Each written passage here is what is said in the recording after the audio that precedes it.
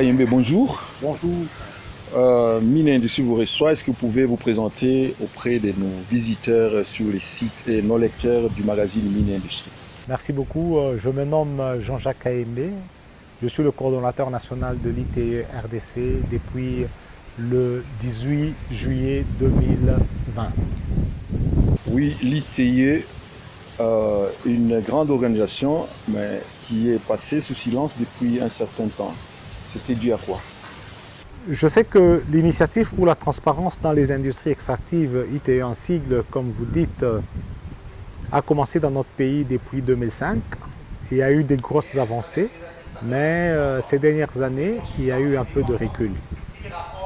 Il se fait que depuis notre nomination, nous avions relancé les activités et nous sommes en train de recrédibiliser le processus pour que tous les partenaires et que toutes les parties prenantes puissent prendre en main la marche de notre initiative.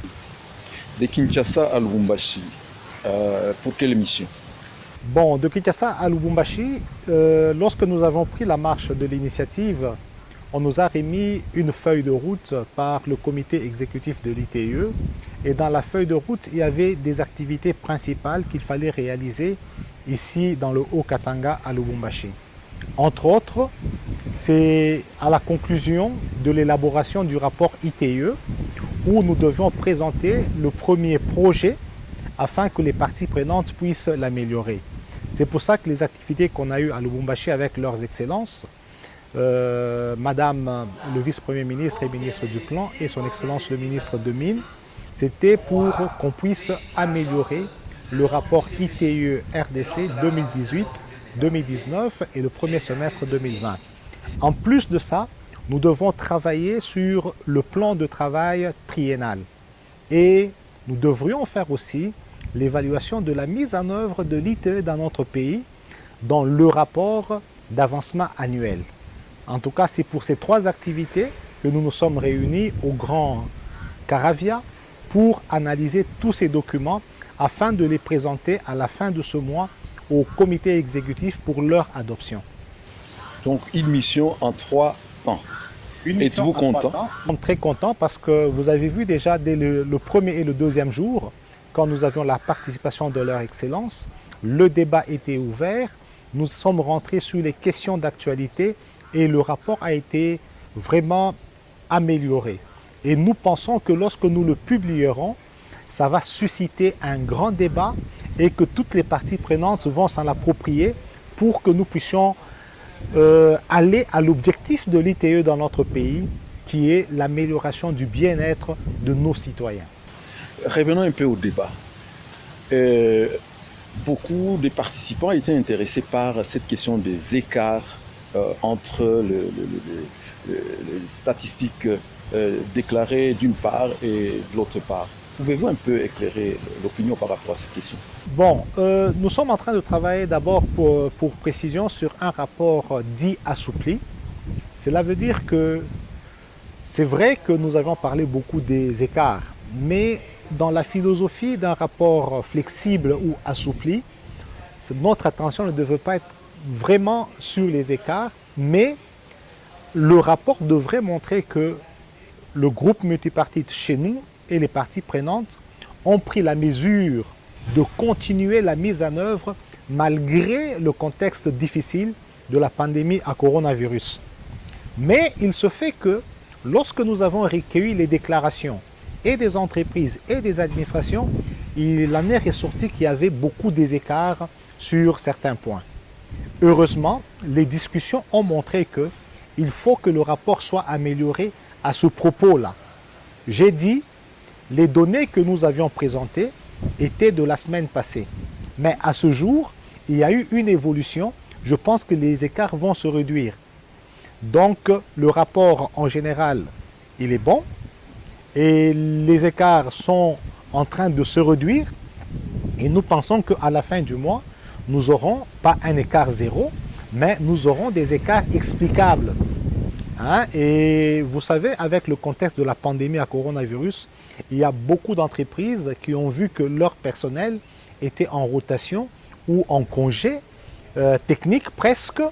C'est pour ça qu'il y a eu un peu de retard dans les réconciliations. Mais actuellement, nous sommes en train de faire tous les efforts pour que les écarts se diminuent, mais notre attention ne doit pas rester sur les écarts, mais c'est sur la force même de la mise en marche que nous devons nous concentrer. Parce que le contexte est très compliqué et très difficile. Et le contexte est compliqué et difficile, mais vous avez fait un plan triennal, une PTT, comme nous l'avons lu sur le programme. Est-ce que la Covid ne sera pas l'occasion pour qu'il y ait un gros risque d'échec à ces plans-là? C'est vrai que nous devons faire de la planification, tenant compte du contexte, mais nous pensons que la situation va vite s'améliorer. Mais nous faisons de la planification, nous tenons compte de tous ces éléments et actuellement, vous ne me direz pas que les entreprises sont arrêtées parce qu'il y a la Covid. Nous utilisons les moyens actuels de communication pour continuer le débat sur le secteur. Mais nous essayerons de privilégier les activités qui ne vont pas nous mettre dans le risque de la pandémie à coronavirus, mais est-il que toutes les activités seront réalisées? Mais les donateurs sont touchés. Presque tous ceux qui peuvent vous appuyer, ils se disent, bon, pour toucher à la poche, il faut d'abord attendre. Comment vous allez avancer? Non, je pense que depuis que je suis rentré à l'Initiative pour la transparence, lorsque nous regardons de juillet à ce jour, nous avons réuni tous les partenaires. Et si vous regardez les activités, une grosse partie des activités, même celles que nous venons de réaliser ici dans le Katanga, a été financée par l'ambassade de France. C'est-à-dire que les partenaires sont revenus, ils nous accompagnent, et vous avez lu même sur le logo de l'ambassade de France, nous sommes unis pour l'avenir. Cela veut dire que les partenaires sont autour de nous. Vous pouvez regarder sur notre feuille de route, presque une grosse partie des activités ont été prises par nos partenaires. Il y a les Français et d'autres partenaires, par exemple le Pays-Bas, il y a la Belgique, il y a l'USAID. Donc, tous ces partenaires ont pris les activités et sont là pour nous accompagner. Et ils sont là pour des discussions futures, pour que nous puissions mettre en œuvre l'initiative dans notre pays. Ils souhaitent d'abord voir que le gouvernement lui-même s'approprie de son processus et eux viennent nous accompagner. Ils sont là et ils ont exprimé ce désir d'être avec nous jusqu'à ce que nos populations vont avoir l'impact de l'exploitation de nos ressources naturelles. Très bien, monsieur Jean-Jacques. Parmi les déclarants, il y a les entreprises de portefeuille. Pareil qui font problème pour déclarer leurs chiffres. Comment allez-vous vous y prendre durant votre mandat pour les ramener à comprendre que c'est très important de déclarer? C'est qu'il y a eu beaucoup de problèmes avec les entreprises du portefeuille de l'État, mais comme je l'ai dit tout à l'heure, nous sommes dans un processus d'apprentissage. Nous sommes en train de travailler de manière très rapprochée avec toutes ces entreprises. Regardez par exemple dans la publication des contrats. Nous nous sommes rapprochés. Il y avait plus de 163 documents, contrats annexes et les avenants qui n'étaient pas publiés. Mais le travail que nous faisons avec toutes ces entreprises, il n'en reste qu'une vingtaine. C'est-à-dire qu'il y a du progrès. On a publié plus de 140 documents. Donc, nous sommes en train de travailler. Il y a la question de la publication des états financiers. Il y a la question de la transparence, même dans ces entreprises, dans la signature de contrats, dans la passation des titres miniers. Nous sommes en train de travailler. Nous pensons qu'on va évoluer. Le rapport que nous venions de présenter a montré qu'il y avait des faiblesses à certains moments. Mais nous sommes en train de travailler et ces faiblesses sont bien présentées dans le rapport pour aider les entreprises à arriver à un standard acceptable par tout le monde. Parce que nous savons que l'État attend de ces entreprises des dividendes. L'État attend de ces entreprises la bonne marche même ou qu'elles soient en bonne santé. C'est pour ça que nous y travaillons de manière très rapprochée avec toutes les parties prenantes. Très bien. Et y a-t-il une autre difficulté durant l'exercice de votre mandat? Le problème, c'est que le plus grand problème que si vous regardez, c'était d'abord d'assurer la bonne marche du comité national et recrédibiliser le processus chez nous. Ça, il y a des gros défis. Parce que il faut que les partenaires qui nous faisaient jadis confiance puissent revenir, qu'ils nous financent et qu'ils nous accompagnent. Il faut assurer le bon fonctionnement. Ça, nous sommes en train déjà de nous rattraper parce qu'il y a eu beaucoup d'efforts que le gouvernement a fait pour rattraper tous les arriérés des salaires du personnel, pour apurer tous les arriérés de loyer. Tout a été fait et nous sentons qu'il y a de l'engagement du gouvernement et les partenaires sont revenus. Maintenant, dans le cadre de la mise en œuvre de l'ITIE elle-même, nous sommes en train de travailler d'arrache-pied.